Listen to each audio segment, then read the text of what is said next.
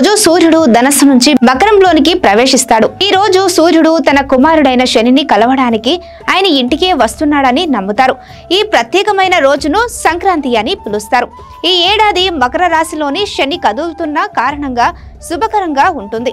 అంతేకాకుండా మకర సంక్రాంతికి మరింత ప్రాముఖ్యత లభిస్తుంది. ఈ రోజున ఉత్తరాయణంలోని మార్పు చెందుతాడు. శాస్త్రాల ప్రకారం ఉత్తరాయణ దేవతలు పగలు అని, దక్షిణాది దేవతలు రాత్రి అని అంటారు. సూర్యుడు ఉత్తరాయణంలో ప్రారంభమైనప్పుడు వేసవి కాలం ఆరంభమవుతుంది. ఈ రోజు దానం చేస్తే మంచి ఫలితం లభిస్తుంది.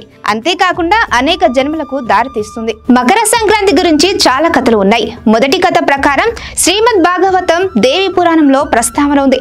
శని తన తండ్రి అయిన సూర్యుడిపై పగ పెంచుకుంటాడు. ఎందుకంటే తన తల్లి అయిన ఛాయాదేవి సూర్యుడికి రెండో భార్య. మొదటి భార్య కుమారుడైన యమరాజుతో శని వివక్ష చూపిస్తాడు. ఈ కారణంగా సూర్య భగవానుడు ఛాయాదేవిని శనిని దూరంగా ఉంచుతాడు. ఫలితంగా శని సూర్యుడిని కుష్ఠవ్యాధి కలిగేలా చేస్తాడు. యమరాజు సూర్యుడిని ఒప్పించి కుంభంలోని తన ఇంటికి చేరుకుంటాడు.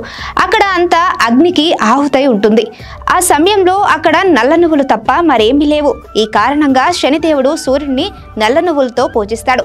శని ఆరాధనతో సంతోషించిన బాణుడు అతడి అనుగ్రహించి రెండో నివాసంగా మకర రాశిని బహుమతిగా అందజేస్తాడు. అదే మకర రాశి.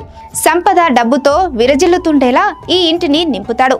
నల్ల నువ్వులతో శని తన కీర్తిని పొందిన కారణంగా అవి అంటే ఆయనకు అమితమైన ఇష్టం. ఈ కారణంగా సూర్యుడు మరియు శని ఆరాధన మకర సంక్రాంతి నుండి ప్రారంభమవుతుంది.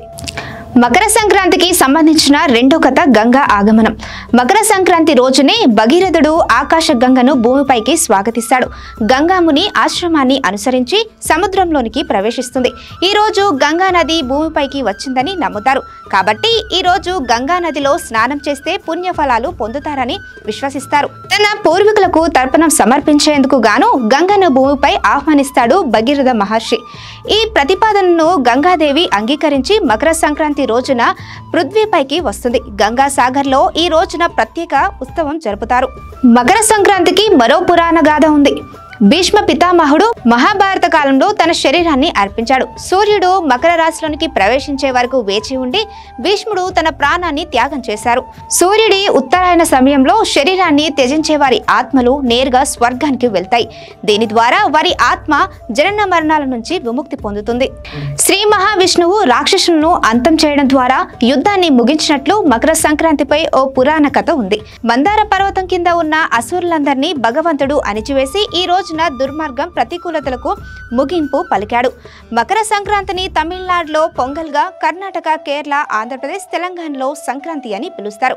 ముఖ్యంగా తెలుగు రాష్ట్రాల్లో ఇది చాలా పెద్ద పండుగ.